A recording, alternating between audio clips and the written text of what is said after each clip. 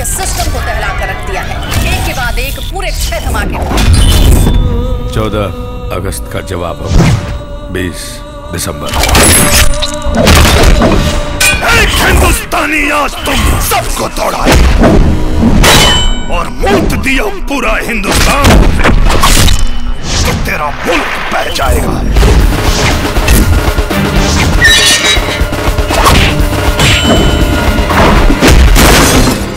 भगवान देले बेटा छप्पर फाड़ के। जब लेवे लें तो बहुत गलत जगह से फाड़े।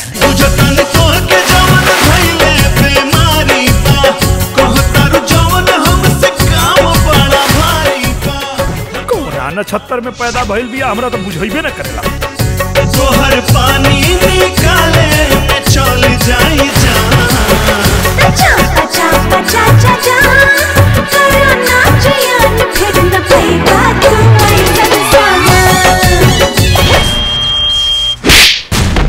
अपने एक सड़क उठावल माटी आज हमारा बेटी के मांग के सिंदूर बने का सपना देख रहा बा। जवन बूढ़ बाप के जवान बेटा होके ना ओकरा के कब्बो कमजोर समझे के गलती मत करी है।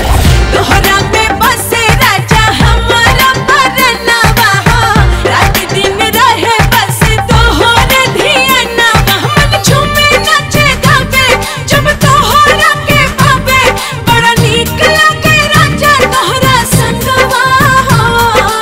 बड़ा भरोसा बना तोरा बाबूजी के अपना बेटा पर। हाय पिया जी के पतर तिरियावा पियावा हमार पतरेंगा। खून पानी के पता वो दिन चली जब ब्लास्ट करे वाले दिया के एजा मारा।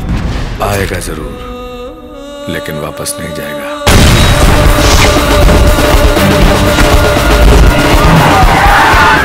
अब की जंग छिड़ी तो चेहरे का खोल बदल देंगे।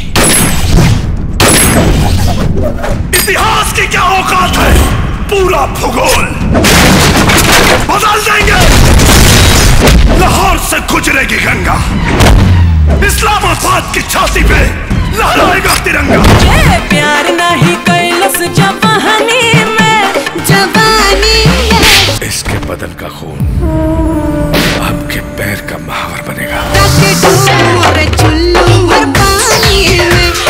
प्यार नहीं कैलस जवानी में जाके डूब मोरे चुल्लू भर पानी में। ना साला यह तो देखे के बाद कि खैरात में दिहल जमीन के माटी के ताकत हमनी के माटी से ज्यादा ताकतवर कैसे हो गई। दहेज में कफन नहीं दाऊदा सर, पूरा पाकिस्तान लेके जाऊं।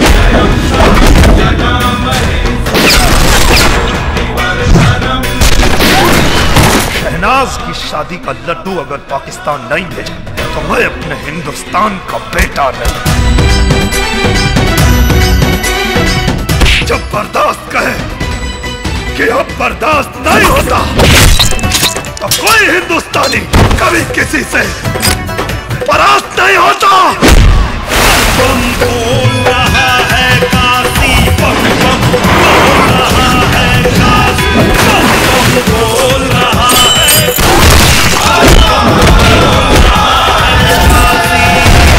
बम के धमाका इना चिन्हेला कि मरे वाला हिंदू है कि मुसलमान, और यह बतावे खातिर आ रहल बानी पटना से पाकिस्तान।